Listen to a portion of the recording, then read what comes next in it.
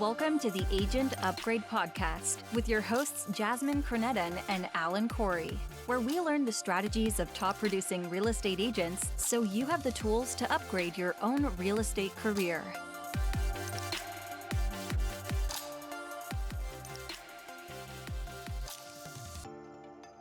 Hey everybody, today we've got an amazing show. We are interviewing Jess Lenouvel, who is just a powerhouse of a woman. I actually forgot that we were even recording a podcast. I was taking so many notes and I was so totally entranced by the information we were learning. She was a real estate agent for almost like 15 years. Then she transitioned into more of a real estate coach kind of a business. And so we unpacked some amazing This is things. wisdom, and it's international wisdom. She's Toronto based, but it works in any country, honestly, and it's a blueprint on how to basically become a mini celebrity in some ways in your niche that you choose within real estate. And she had some good feedback, and I say this multiple times in the episode. You're going to want to listen to this 2 or 3 times. I really got so much out of this episode, and not to knock our previous guests, because all of our guests have been awesome. We may have a new top guest in terms of knowledge drops that we learn on this. And it's just phenomenal to listen that, she's done it all, and she's now helping others do it all. And that's what we're all about in Agent Upgrade, is sharing your knowledge and really kind of propelling other people's business. And she knocks it out of the park. It's so fun talking to Jess and learning, and 100% she's going to be back for a second interview, because we only scratched the surface. Yes, here. yeah. Well, sit back, you guys, and enjoy. This is actually, don't sit back too relaxed. Grab your notepads Right. and start taking some notes, This because this stuff is good. listening podcast episode. Let's get to it. Right, Jess Lenouvel, thank you for joining us on the Agent Upgrade podcast today. Thank you so much for having me. I'm really glad to be here. So I'm excited to talk to you. I feel like this could be a 3-hour interview, because I have so many things I want to talk to you about. I'm so excited about your story. First, welcome and being our first international guest on the Agent Upgrade podcast. You're in Toronto, Canada, and maybe tell us a little bit how you got your start in the real estate world. Yeah, for sure. So I essentially grew up in the industry. Mom's been a realtor for 35 years. So I was that kid in the 80s in the backseat of the car with the map book playing and trying to, direct my mom where to go to the next showing, things like that. And then when I came out of school, I never thought I was going to go into real estate. It wasn't on my radar. My dad's a doctor, my mom's a realtor, and neither of those things ever really interested me. So when I was 21, came out of school with, like a lot of people, with a degree that really wasn't going to do a whole lot for me. And my mom said, why don't you get your license? Just see if you like it, see if it's something that you think is fun. I think you'd be good at it. So I did.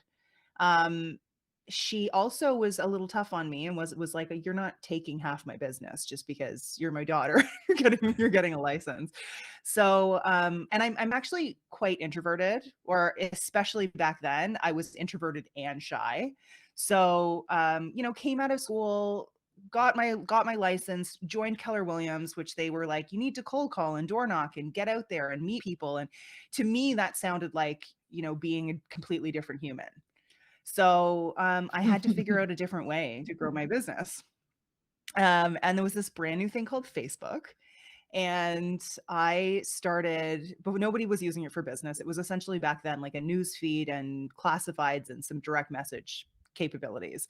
So I started talking to people and, going into the classified section and figuring out who was interested in real estate, and tried to convince renters that they could buy, and, all of that. And that's how I built my business originally. And everything that we've done since then has been primarily digital, even as the platforms have changed, as things have gotten more complicated. I love this, and we're going to dig a little bit deeper. But I know a lot of times new agents or any agent listening to this might be like, "Oh, that's great that this strategy worked 10, 15 years ago." But the fact that you globbed on to new technology and you made it work for you, it's like any new technology, the first one on Twitter, the first one on Clubhouse, the Yeah. first one in the Yeah. crypto space, and using Discord or all these different tools. Telegram's a new social media platform. Be the first one there, be the real estate expert that on these new platforms is a great way to make a name for yourself, because other agents, or at least traditional agents, are not doing that. Yeah. So what are some of the other technologies that you've done to push your business over the Well, I mean, years? over time, it changed so much. I would say, there was a period of time when I had like 40 or 50 landing pages up. And and we don't do that anymore, right? Like Right. there's just, as things have progressed, it really just always became about, I've always looked at outside the industry. What's working in other industries? How can I bring that back into real estate and, make it work well here? I think that real estate, for the most part, and this is a generalization, but tends to be about 5 to 10 years behind. So I've always found, looking at other service-based businesses, other service-based industries that are really kind of pushing the envelope from a marketing standpoint, taking a look at what's working there, innovating, and bringing it back into the real estate industry, testing things. Because I mean, real estate is a very interesting industry in that it doesn't perform the same way as a lot of other service-based businesses. But at the end of the day, marketing is marketing. Right. And the baseline foundations for psychology haven't changed in, 300 years. It's just that the platforms that we're using have changed. Now, real estate in general has completely forgotten about marketing foundations, right? Everyone's just trying to collect phone numbers and email addresses and call the crap out of people until they tell them to go away. And that's not good marketing. And, just being in front of people with a tagline is also not good marketing. And I think that a lot of the time what happens is there's so many people with a real estate license, and there's not very many people who are actually learning the foundations for how do you actually create relationships at scale? How do you actually create inbound client flow? How do you take someone from a psychological standpoint from stranger to client? When you understand those things and you become a marketer, and that's really, I think, like a mindset shift for a lot of people in real estate, whereas it's like you have two jobs. You sell real estate, sure, and you have to be good at that, but you don't get to be really good at that without actually being a marketer. And I think that there's too many people that have real estate licenses now in order to be able to say, I'm going to rely solely on my sphere. And I also think that once you get to a certain level in your business, your sphere is not going to allow you to grow exponentially the way that most people want to. And so it really comes down to, are you bringing new people into your world? Are you building new relationships with new people? And are you able to bring I hate the word lead, but bringing this new lead in to your world and then getting them to a point where they know you, they like you, they trust you, they want to work with you. And really that comes down to understanding human psychology and being a great marketer. So And yeah, sorry, go okay, ahead. so question on that. So what I find is interesting. I feel that I've read some stuff that says like you can have about 150 relationships, give or take, right? Like people that you can actually know and Mhm, and mhm, remember their names, right? mhm. And I feel like being close to 150 people is not enough, right? It's not enough Agreed. if you want to keep Agreed. growing your business. Mhm. So what is your take on how do you bridge that gap wherein like you have to get all these people to feel like they're connecting with you Mhm. without like literally just, working 28 hours a day? Yeah.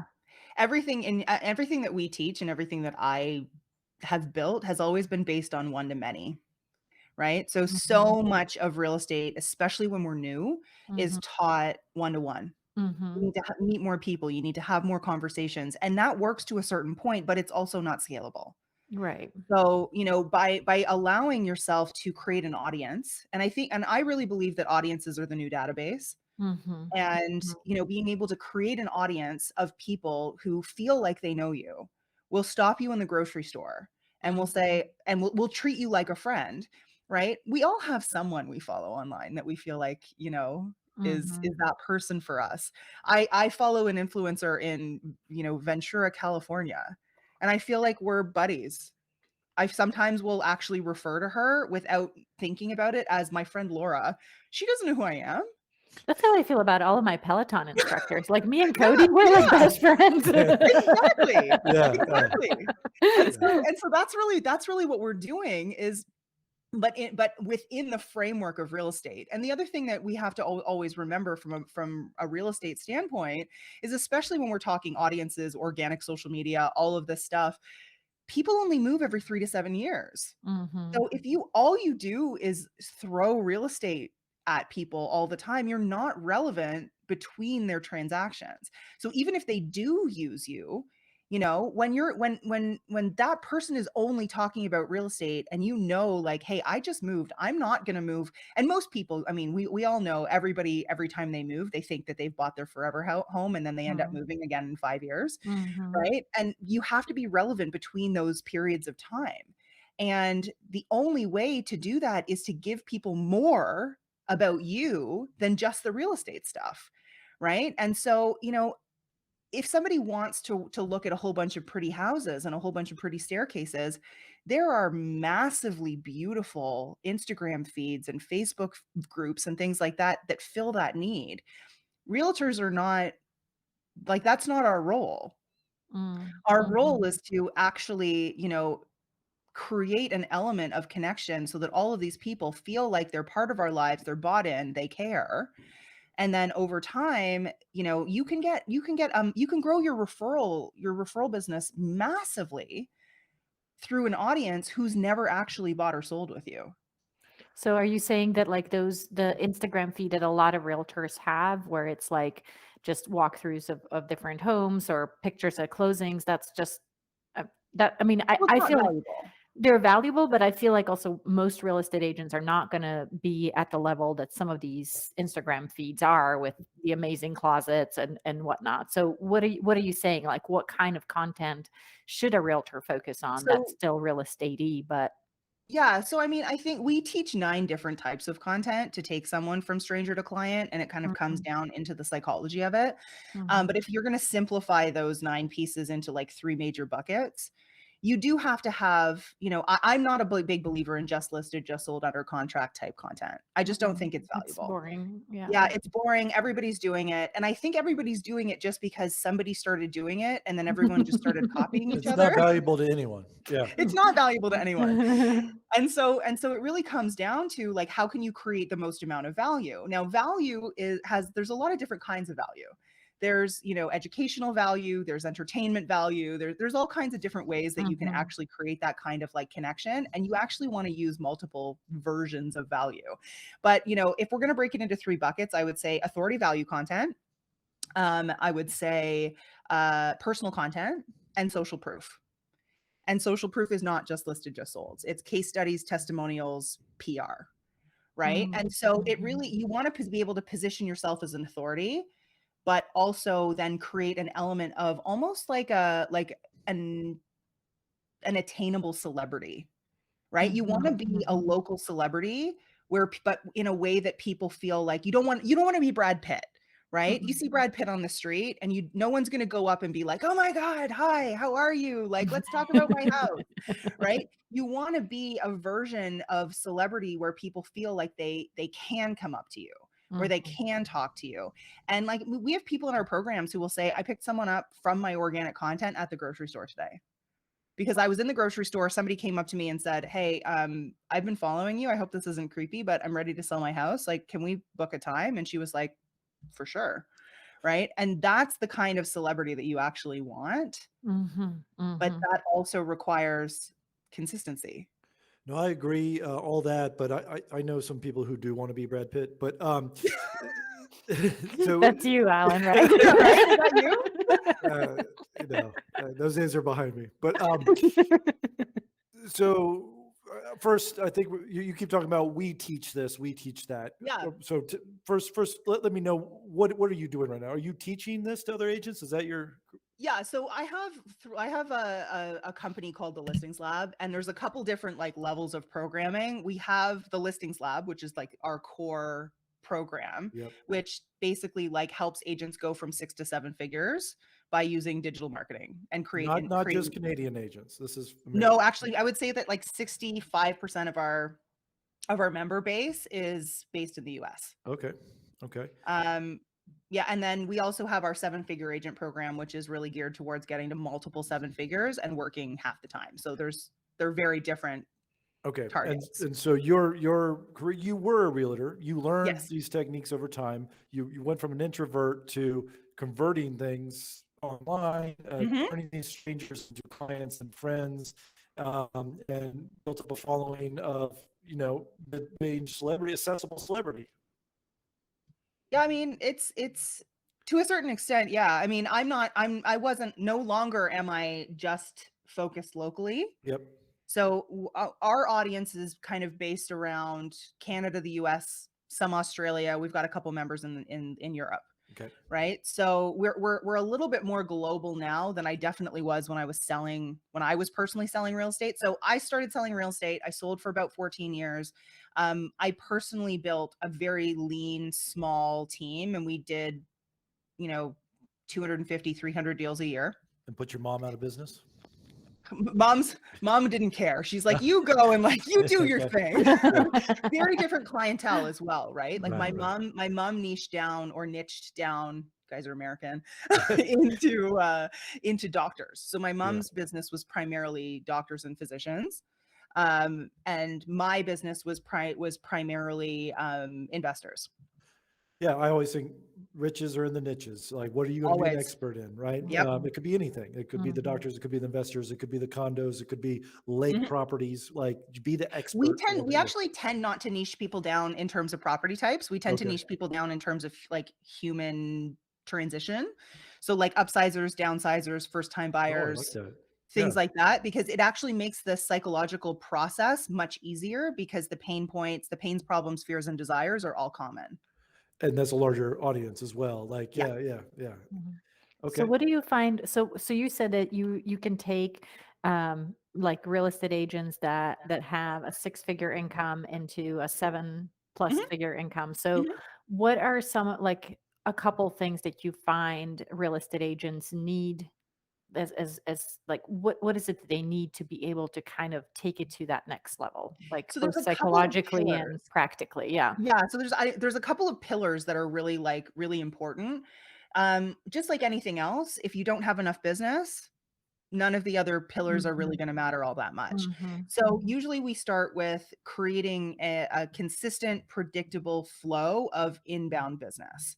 Right? You build a business based on chasing, you're always going to be chasing. And again, it's unscalable. So that becomes the first part. And that's really what the Listings Lab does. And then from there, you have to be able to scale that, because especially if you're a single agent or you're a single agent with an assistant, eventually you become the bottleneck of the business. And the first time I got to 7 figures, I did it alone and it was awful. I would not, everybody was like, oh my gosh, she's killing it. She's super successful. And I was so unhappy and so burnt out. My phone would ring and I would cry. It's just, it was way too much. And so that's the opposite of really what we want is once you get that ability to scale, kind of you've got a tap that you can turn on and off and adjust from a client flow perspective. Then we want to get to a point where you're building out systems, automation, standard operating procedures, all of that, so that you can then get to that, next level, and then becomes the team.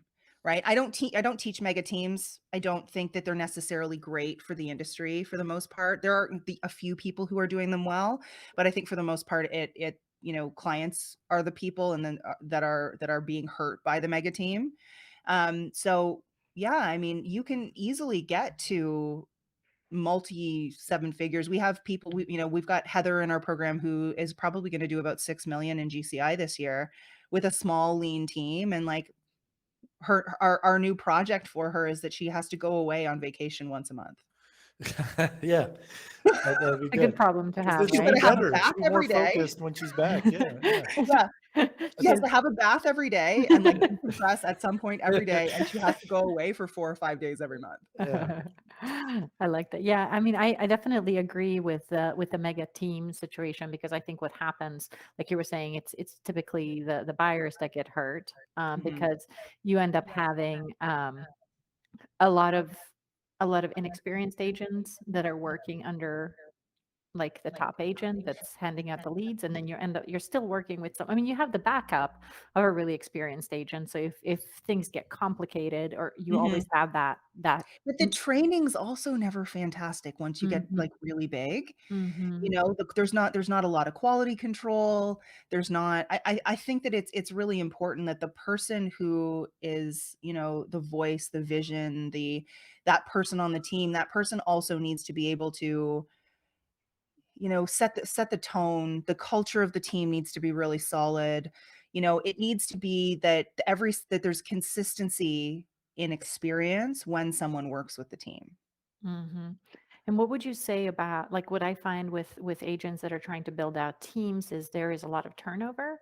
You know, Agreed. a new agent comes on, then they get into it a year or two, and then they know how they have their own leads, and then they inevitably Mhm, leave. So, mhm. do you have any words of wisdom on how to create a team that sticks with you, as opposed to team that just Yeah. picks up and leaves every year or two? Absolutely, and it really comes down to relationships and value, Mhm. right? Mhm. If the relationship is strong, the team culture is strong, the vision of where the team is going and, what they stand for is strong, there's a lot more buy-in from the people who are actually on the team. They're part of something as opposed to just, like, taking some knowledge and leaving. Also, when we're talking about the systems, the automation, the actual support team, the inbound generation of the business, Mhm. all of that stuff, if it's taken care of and it's done really well, is incredibly valuable and very daunting for someone to think that they can go out and recreate it. Mhm, mhm. Yeah, and I would agree with that because if they can sit back and have the people to do the contract to close, and it happens every single time, and the earnest money is always tracked, all those things, Yeah. and meanwhile you're also getting leads coming into the system Yeah. that you don't Well, I have to mean, go out and chase down. exactly, and, like, let's Mhm, say that you're on a team and your goal is that, like, next year you wanna do 80 deals. Are you gonna be able to start from scratch and generate 80 transactions on your own? But a team who has these systems set up, who has really fantastic marketing, all of that, it's very easy for the team with all of that set up to generate a couple hundred transactions a year, and then mhm, you can feed that into the people who are specializing in different aspects of it, right? So let's say that, like, you are the expert at working with, upsizers. You get mhm, 2 transactions with every set of clients that you work with. You get a buy, you get a sell. You are able to, do what you do best, which is focus on the client, get things done, build that relationship, and everything else is taken care of. You don't have to worry about your paperwork. You don't have to worry about deposits being, driven around. You don't have mhm, to worry mhm. about signs going up or staging or any of that. It's all done. It's a smooth, well-oiled machine, and your focus gets to be on the human side of it, the human to human aspect of the business, which for most of us is actually why we got into real estate, because that's the part of it that we like. So I want to jump on this human to human and also a bit rewind to you basically said your social media profiles should not all be real estate related. So let, Mm. can you give some examples of that? Like, am I talking about walking my dog or a new park? Like, is there what like where does what's Yeah. good content and bad content that's not real estate related So that when we makes us talk human? personal content, we're usually talking personal beliefs, personal philosophy, personal story. So what's Okay. something you believe in? What like let's go deeper than just like this is what I do on a daily basis. Your stories, like let's say Instagram stories as an example, super great for like behind the scenes, day to day, things like that. Mhm, Right. But when mhm. we're talking about actual content that's gonna live on the feed, it needs to be something that someone can go in, can binge it, and can say can feel like they're building that relationship quickly. So it Uh-huh. has to be something that's a little bit deeper. You guys read my entrepreneur article. Yeah. That's definitely not just like, hey, this is what I do on a daily basis and I really like ice cream sundaes, Right. right? Mhm. It was a lot deeper than that, and people feel like they have a deeper understanding of who I am, where I came from, why I am the way that I am. And the personal beliefs, personal philosophy, personal story umbrella allows people to resonate or not. So I'm gonna just be devil's advocate because Yeah. Michael Jordan was my hero growing up, and he wouldn't come out politically on any side on any matter because he Yeah. said both Republicans and Democrats buy shoes. And I also think that the same happens, like they both buy houses. But you're saying you should go I'm all not in. talking politics. Okay, So okay, I do think that politics is something, unless it literally, your politics become who you are as a human being. yeah, There are some people that once they go down this route, they can't not talk about politics. I have like maybe a handful, maybe 5 people out of thousands of people that we've worked with that I would categorize as that, okay, right? They have to talk about it. It's who they are fundamentally to their core. And, they do not want to work with people with opposing political views. right. Totally Mhm. fine. But for the most part, like things like, what are some things within the real estate industry that you think should be different? What are some things within like just the world? Like, are you super into environmentalism? And do you really care about climate change? And how did you become that way? And what was it like for you growing up? And, what was that trigger for you? Are you a vegetarian?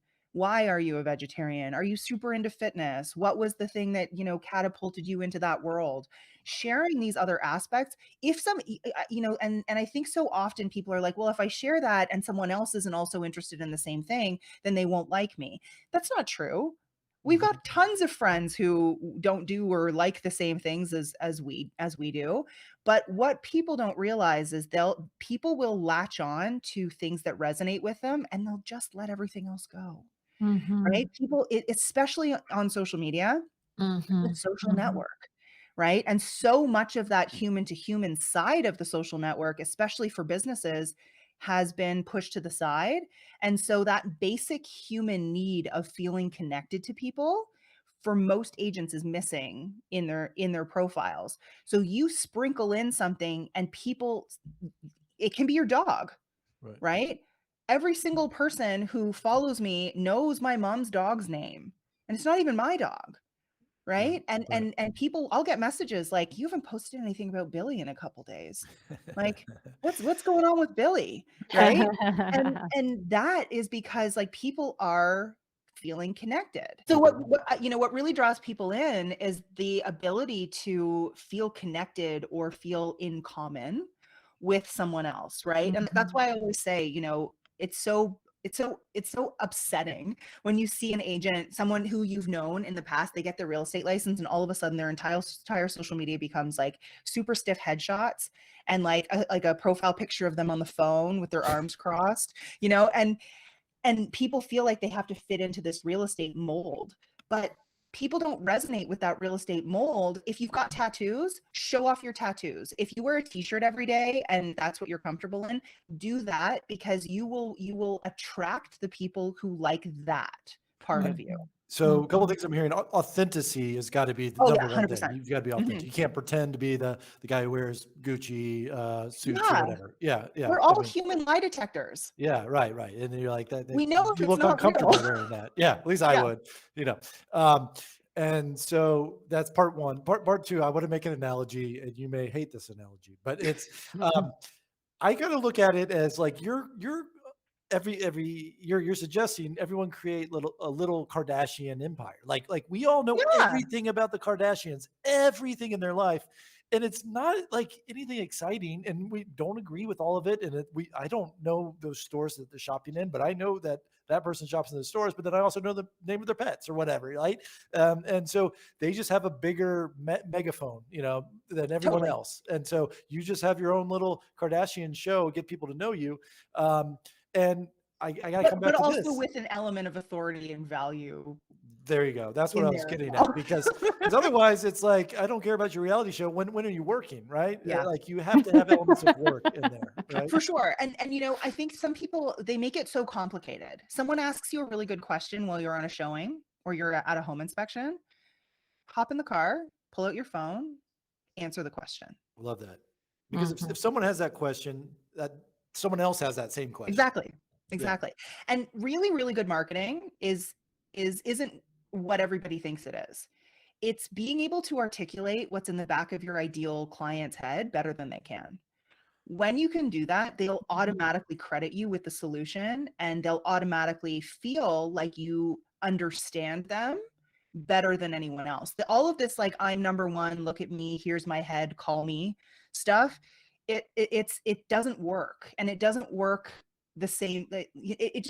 It's not providing the baseline psychological connection that people need in order to be inbound.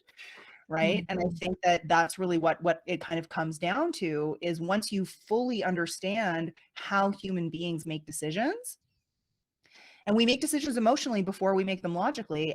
And so that's why that emotional connection stuff is so important, because at the end of the day, we've all shown homes where someone's walked in and they feel something when it comes to that house or that condo or whatever it is. And it doesn't matter that it maybe doesn't tick every box of what they said originally that they wanted. That's home, Mhm. right? It's the same thing with choosing another person. It's, people connect emotionally, and then they're like, okay, well, has this person helped people with the same thing that I'm doing? Or, what are their reviews like and things like that? Is this person actually an authority? But none of that thought process comes in if somebody doesn't like you. Right. Mm. So I want to go back to social proof, because when I hear Yeah. social proof, to me, in real estate websites, it's like the guy driving a Ferrari into some modern, beautiful house. No. And he's like, that, I guess he's made it. I assume it's fake, but it works for other people. Yeah. But so can you give us some examples of social proof that you'd 100%. Yeah, recommend? Okay. definitely the opposite of, like, I don't know if you know who Ty Lopez is, but like the opposite of like that Ty Lopez, look at me, look at me, look at me, look at my car, Yeah. and more case studies, testimonials, PR. Okay. So testimonials being, and I say this all the time, take screenshots.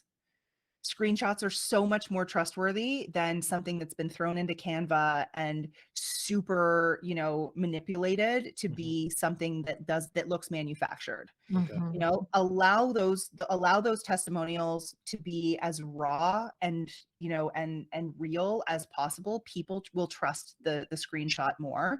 Unfortunately, we live in a world where people fake reviews and they fake testimonials. And I mean, I've even had testimonials from my website, like copied and pasted and put on some other coach's website. Like, people do all kinds of stuff. So the most important thing is that people immediately feel trust in them and that they're real. So testimonials, even if it's just like a simple, oh my gosh, that was the best day of my life, thank you for everything that you've done, I couldn't have done this without you. And a little simple, like, hey, do you mind if I share this? Right. you know Right. Yeah. if someone's really that happy, then of course they're going to say yes. And so you take a screenshot, and that becomes, that gets to be a piece of social proof. Now, case studies are probably the most powerful. I always use HGTV as an example of this. We've all been drawn into and obsessed with some HGTV show at some point, and that entire network is a network of case studies. We are literally watching other people do something that maybe one day we'll do, whether you want to live the Caribbean life, you want to love it or list it, whatever it is watching someone do something and showing us that we can do the same thing if we wanted to, right? So case studies are super important. Being able to say, telling the story of the client instead of talking about it and bragging about your win. Right. It accomplishes the same thing, because everyone knows that you were the guide and you were the person who facilitated this thing to happen. Right. But what you're doing is you're saying, Sally, when I met Sally, she was here living in a condo with, as a single mom with 3 kids. She didn't have enough space. She didn't think that she could afford to upsize. This was what was going on in her head. And then, we sat down. This is what we did. This was my process. And, this is how it went. Now she's in a 3-bedroom townhome and this is her situation and she's super happy and her kids have space and have a backyard and on and on and on, right? Someone else who is in a situation like that is going to be able to say, oh my gosh, that's me. And is that I can do that too. And I need to call this person because she knows how to get it done. Right. Right. And would you suggest that you post that in form of like a video, or would you Maybe do like a either. story?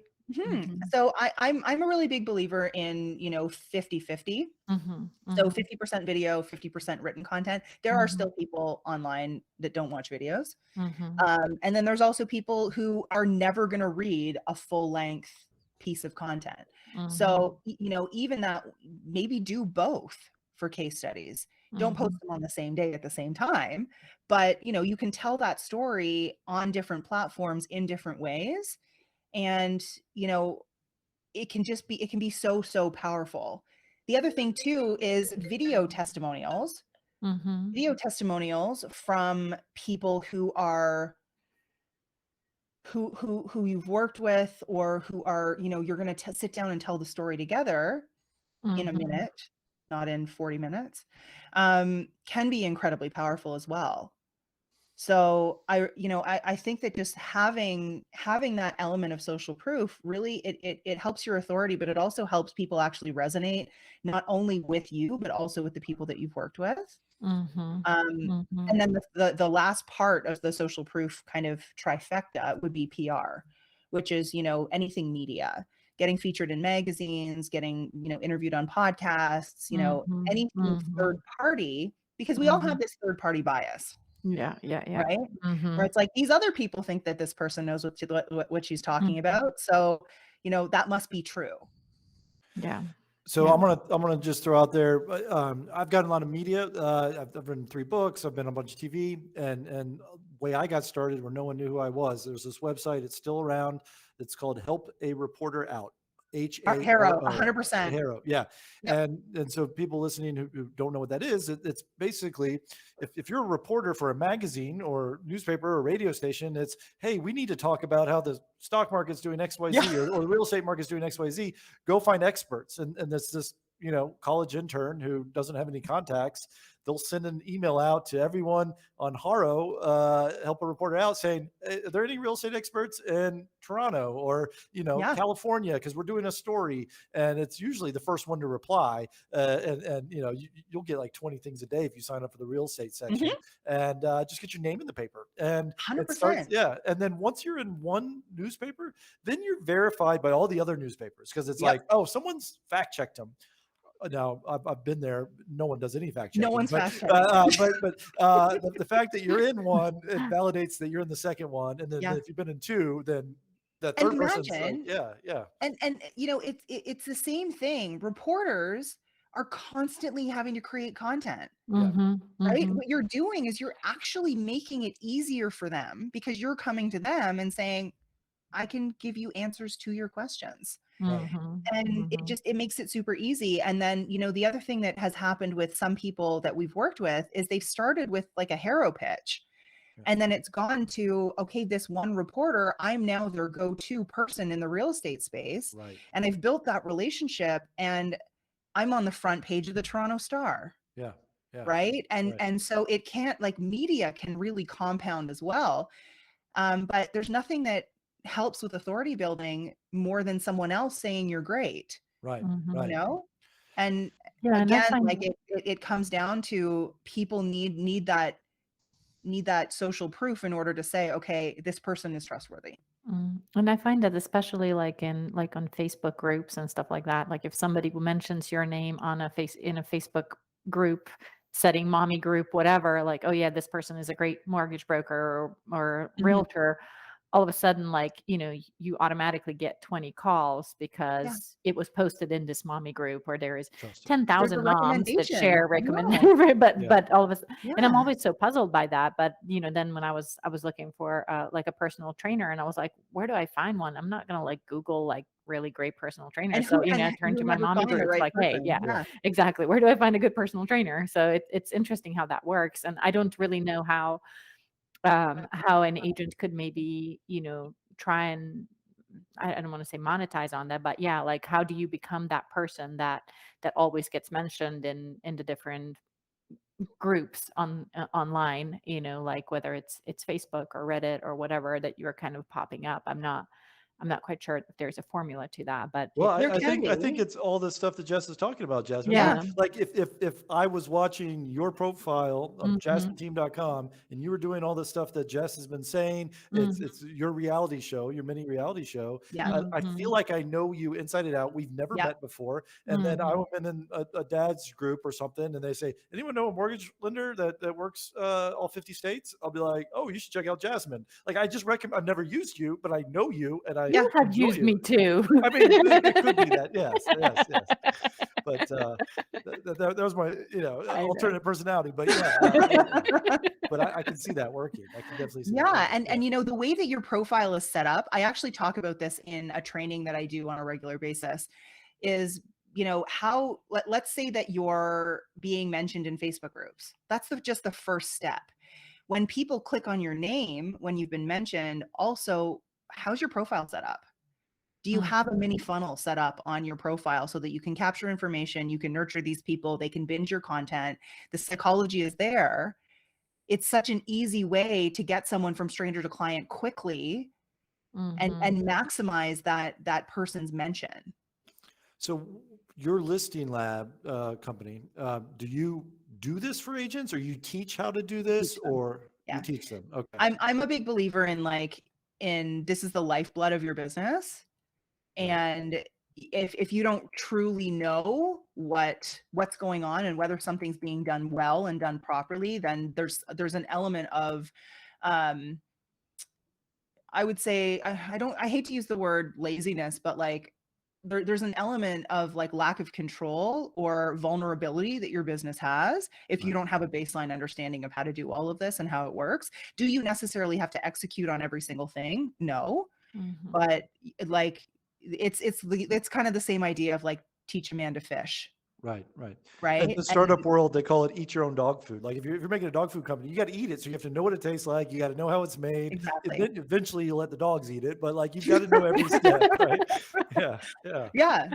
Yeah, exactly. And I think that that's why we do things the way that we do. I think it's more from an integrity standpoint than anything else. Mhm. I fundamentally believe that people need to be in charge of this, and that there's an element that it's a vulnerability in your business that you never want to have. I know so many agents who've gone through 10 different marketing agencies and they're unhappy with all of them, but they can't tell me why or what wasn't working. right, right, right. And it's my understanding, there's some consistency that before you see the results on anything you do. It depends on the person. Yeah. It then depends on the audience that they already have. If we're building audience and then also converting audience, that can take a little longer, but that's okay. Um, I would say most people, once they start to shift their content, a lot of people will start to see results within like 2 to 3 weeks. It doesn't have to be some big, long, crazy thing. But the goal, even just organically, we've got members who are doing 10 or 15 extra deals a month from their organic social media. That doesn't even count the paid traffic once that starts as well. So there's a tremendous amount of opportunity using these platforms that I think a lot of agents avoid. So how like when I'm in this space, I'm new. I'm a late comer to social media, and Yeah. I'm not consistent about it. But what crosses my mind all the time is, wow, I just rambled forever. This is not professionally edited. I don't have the pretty graphics. I don't have time Yeah. to make People it don't look want that. okay. You're saying that takes away the authenticity? It takes away the authenticity. And, we've actually done some studies that if it looks like an ad and talks like an ad and it's too polished, people's thumbs move faster. Okay. People will Yeah. actually scroll past it faster because we're so bombarded with ads all the time that all we're really looking for is organic content. So the more organic it looks, even if it's paid traffic on social media, YouTube's a whole different thing. I don't even consider YouTube social media. Right. YouTube is a search engine, Yeah. right? But when we're talking about your regular social media platforms, including LinkedIn, if it feels organic and it feels real and authentic, it'll perform better. So are you in the TikTok space? I love TikTok. I don't use it, but I do have a couple of clients who we've worked with to use it and to monetize it. Um, for me, it's a little bit of a scroll hole situation where like I can get lost in TikTok. Mhm. Will we eventually? Yeah, probably. But for now, we're more focused in, like personally, we're more focused in Facebook, Instagram, YouTube. Okay. What about YouTube Shorts? Have you heard any people having Oh success yeah. with the Shorts? Yeah, Mhm. absolutely. Absolutely. I mean, it's the same thing as like reels and stories and things like that. It allows people to kind of binge things as well. And when people are on their phones and they're not sitting down to listen to a podcast or read a book or something like that, their attention spans are very short. Right, Mhm. right. Mhm. Like you're waiting, you got 5 minutes until the bus arrives or something like that. Then it's like, I'm not going to start an audio book. I'm not going to, start but I'll scroll through some 30-second videos until 100%. yeah, Yeah. yeah, And I Mhm. mean, there's so many people are consuming content in between appointments or while they're waiting for someone in the car or in the bathroom. yeah. There's all kind, like people are not necessarily sitting down to consume long content unless it's just audio content, because Mhm. audio content can be consumed in the car, Right. Right, right. Yeah. whereas like video content should not be consumed in the car. Got it. Yeah. I love it. I love it. I even forgot that we were actually doing a podcast here. I've just been taking so many notes. I'm like, I'm already going to listen to this. I know I'm going to listen to this 3 times after we record it. Like this is awesome. awesome. And I knew coming in we'd get so much from you. So personally, you've got a move in the works. Is this work Yeah. related or tax No, related or it's just? it's Tax happiness related. and life related. I lived in California for a little while in 2018. But my whole life I've been in Toronto. Toronto's always been home. I even went to university here. So my husband and I met 10 years ago, and sort of our third date, we moved a little quick, but our third date was we went to Jamaica. And we had the best time, and we said, wouldn't it be great if one day we lived in somewhere tropical? And we just had this moment about 6 months ago where we were like, what are we doing? Let's just do it. And of course we were watching HGTV and all these Caribbean life, Bahamas life shows, and thinking, if they can do it, we can do it. So we went down. We went actually to rent a house, Where's and this in the Bahamas? yeah, in Eleuthera, Bahamas. Okay. And we went to rent a house. That we picked the house. We were like, yep, this is great. The people said, I don't want to rent it. We actually want to sell it. So I looked at my husband and I looked back at the agent and I said, all right, that's cool. Let's do it. Let's buy it. So we're moving mid-January. Nice. It's a good time to And move out of Canada. Yeah. yeah, in the middle of like the frigid tundra. Right. Right. Absolutely. Mhm. Wow, that's awesome. So like now we got a little piece of Jess. That's my, reality show of Jess. I'm a little bit more connected to you. And we didn't just talk about real estate. That would make great content, to hear about what's going on in your life. Follow Right? me on Yeah. Instagram and you can watch my crazy move. Yeah. And now you don't know me, but I'm going to come visit you in the Bahamas. And 1,000%. yeah, right. Like why wouldn't I? Now I've got an excuse. No, so that's exciting. So I didn't know if that was a real estate related move, but in some ways it's a lifestyle move, which I think everyone through COVID and coronavirus had those Yeah. lifestyle epiphanies, like, what do I want for myself kind of thing. Yeah. That's great. I love it. So tell us a little bit about you've kind of gone from being a real estate agent to moving into being more of a real estate coach. And Mhm. so and a lot of times we'll talk about like, lifestyle design and creating, Yeah. creating a world Yeah. that really suits, what you really want your life to look like. So what does your ideal life look like when you move? What does your day-to-day look like? Are you still running the coaching business? Mhm.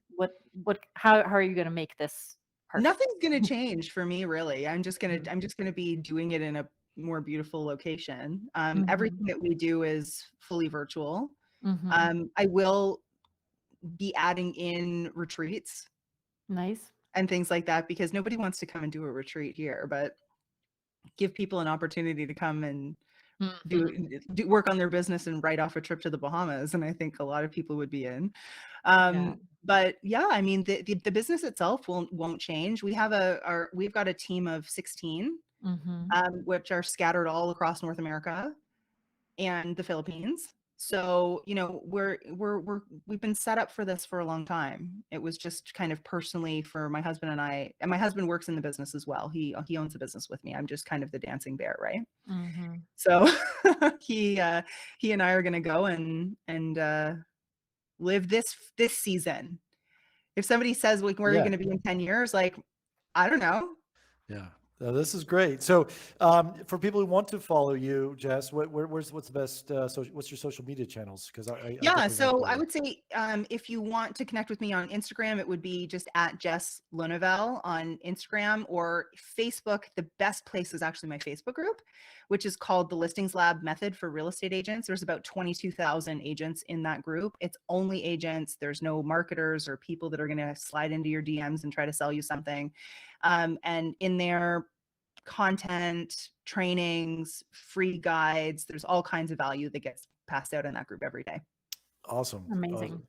Well, this has been great. I know we've only scratched the surface of all your knowledge, and this is like I said, something we're going to listen to multiple times. We'd love to have you back in the I would future. love to come back. Okay. When you get your nice first tan, What are you saying? no, you look great, but I assume you'll get tanner. Yeah, Let's yeah, hope so. yeah. Yeah, thank you so much. This has been wonderful, and looking forward to learning more from you. I think this has been one of our more informative and helpful and podcasts that we've done. So thank you so much. Oh, I appreciate it. Thanks for having me. We'll talk to you soon. Happy moving. Thank you. Bye-bye. Bye. All right. Thank you for listening to the Agent Upgrade Podcast. If you are an agent looking for a new mortgage lender, start with Jasmine at jasmineteam.com. If you want to learn about real estate investing and working with investors, check in with Alan at thehouseofac.com. See you next time on Agent Upgrade.